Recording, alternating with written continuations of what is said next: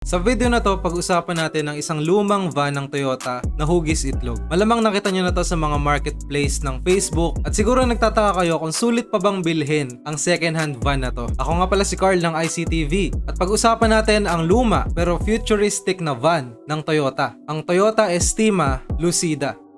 Ang focus natin ay yung first generation Toyota Estima Lucida na inintroduce noong 1990s. Kasing laki siguro to ng mga standard SUV ng Toyota ngayon, gaya ng Innova. Yung engine niya nasa ilalim ng upuan. Yung aircon compressor, lalagyan ng mga fluids at fan, makikita mo sa front hood niya. Parang nahahati siya sa dalawang pangalan, pero halos parehas lang yung itsura ng van. Toyota Estima Emina at Toyota Estima Lucida. Parehas binebenta sa Japan, pero ang kaibahan lang, yung Emina exclusive sa dealerships na tinatawag na Toyota Store at yung Toyota Lucida naman binebenta sa Toyota Corolla Store dealership. Ginawa lang ito para sa Japanese market, pero meron pa rin tayo nito sa Pilipinas na in-import galing sa Japan. Available ang Estima sa 2.2 liter 3CT at 3CTE diesel engine. Oo mga boss, diesel ang engine ng Toyota Lucida van. Inline 4 cylinders at may turbo intercooler. Ito lang yung madalas hanapin dahil diesel pero meron din itong gasoline o petrol na variant. Meron din itong automatic at manual gearbox at may all-wheel drive. At kung titignan mo sa FB Marketplace ang presyo ng lumang van na to, ngayon naglalaro na lang to sa humigit kumulang 100,000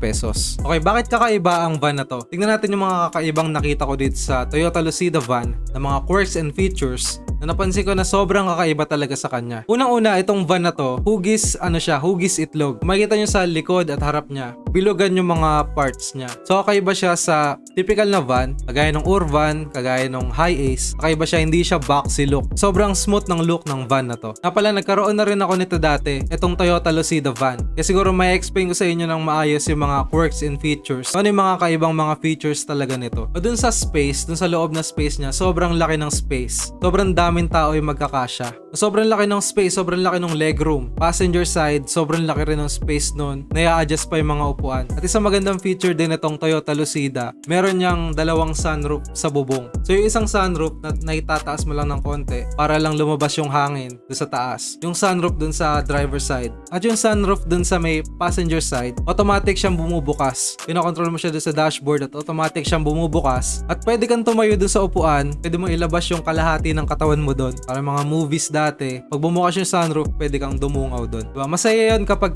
meron kayong, halimbawa meron kayong outing ng mga barkada nyo, kapag nagku-cruising lang kayo dun sa probinsya, pwede nyo buksan yung sunroof, pwede kayong tumayo dun. Bukod dun sa legroom natin, sa loob ng van, meron din yung mga rotating seats. Explain ko kung paano gumagana yung rotating seats nitong Toyota Lucida. So meron siyang row ng seats dito sa likod ng passenger side. Doon pa sa likod, malapit dun sa trunk space. So ang pwede mong gawin, pwede mo siyang iharap na parang nagmi-meeting kayo. Pag inikot mo yung upuan, pwede silang magkaharapan. Pwede kang maglagay ng table sa gitna kung gusto mo. Maganda to kung siguro pang podcast, pwede rin pang camping, at pwede rin nga pala tong tulugan na ibababa mo yung mga headrest ng mga upuan niya. At pwede mong i-recline yung upuan niya. Lahat ng upuan niya doon sa likod para maging parang diretsong parang kama siya. Pwede mo lagyan ng foam ng kumot at pwede ka nang humiga doon. Pwede mo siyang gawing kama talaga yung buong van na yon. Pwede mo siyang i-flat yung buong upuan niya nang hindi mo siya tinatanggal. Nang inire-recline mo lang yung mga seats ng upuan. Hindi lang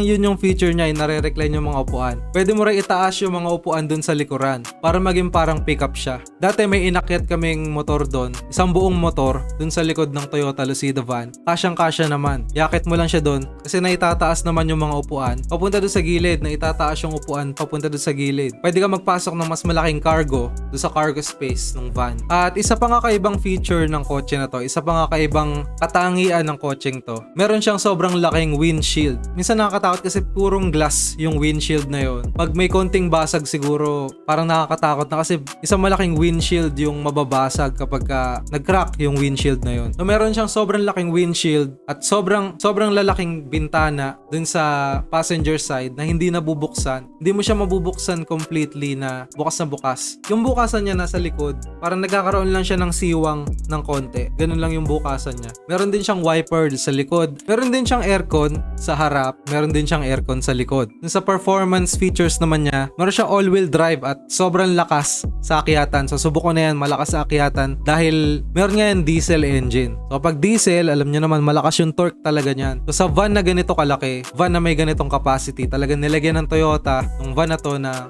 malakas na torque. Yan, pwede yan pang akyatan at sinabi ko nga kanina, pwedeng pang camping. Kung gagawin nyo siyang camper van talaga. O yan yung mga quirks and features na nakita ko sa kanya at sobrang kakaiba niya kaysa sa mga van na nakikita natin ngayon. Ang isang downside lang sa kanya ay imported siya from Japan na dinala talaga dito sa Pilipinas ng bulto-bulto. Kaya meron tayo nitong Toyota Lucida. Kung bibili lang kayo nito, make sure lang na magdala kayo ng mekaniko na expert sa conversion talaga ng mga steering wheel. Kasi yung mga steering wheel na from Japan, alam nyo naman na baliktad yung steering wheel natin. Yung Japan, nasa right hand side yung manibela, sa atin nasa left hand side. So lahat ng nasa right hand side na manibela ng Toyota Lucida, kinonvert nila para maging right hand side. So kinonvert nila, dinala nila yung manibela dun sa kabila, dinala nila yung handbrake dun sa kabilang side para maging pang Pilipinas yung van na to. Okay, tanong natin ngayon, sulit pa bang bilhin ito sa panahon ngayon? Para sa akin lang, marami na rin ako naranasang issue sa kotse na to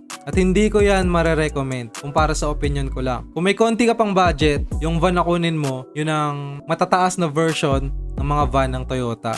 Mga Hiace, Avanza, Innova, Fortuner, yung mga yun na lang. Isa dito sa van na to. Kasi sobrang luma na nga nito, alas 20 plus years old na rin. At marami ng parts na luma.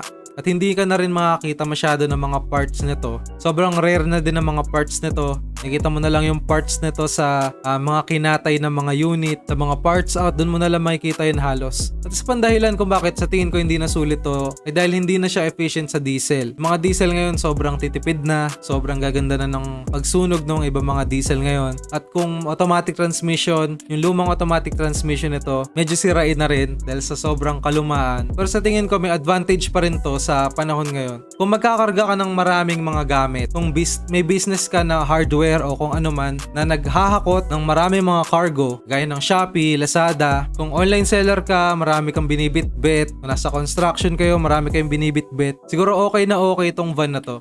Medyo mabagal nga lang tong van na to, pero ang dami niyang capacity, ang dami niyang space, ang dami niyang cargo space na pwede mong i-utilize. Okay itong pang pick up sa opinion ko. Okay, isa pang tanong natin, ano yung mga common na sira ng Toyota Lucida? So, sa experience ko, itong van na to, ang nasira ditong una ay yung aircon. Kadalasan yung mga makikita nyong Toyota Lucida sa daan or sa marketplace, kadalasan wala na yung aircon. Tinanggal na nila yung aircon or hindi na nila pinapagana yung aircon. Hindi ko alam kung sakit lang yan talaga sa kalumaan o talagang mahina lang yun talaga yung compressor niya. Pero yung sa akin, yung sa unit ko talaga nitong Toyota Lucida, hindi nasira yung aircon niya. Humihina lang yung aircon niya pero hindi siya totally nasira. Nasasara mo pa rin yung bintana kapag may mga long rides. Pangalawa na nasisira dito yung turbo. So turbo diesel to, nilagyan to ng turbo. Kadalasan nasisira din yung turbo nito sa kalumaan na rin. Pag naluluma, nagkakaroon na rin yan ng mga tagas. Sa kalumaan, yung mga diesel engine, alam nyo naman, may mga blow-by na yan. Nagkakaroon na yan ng mga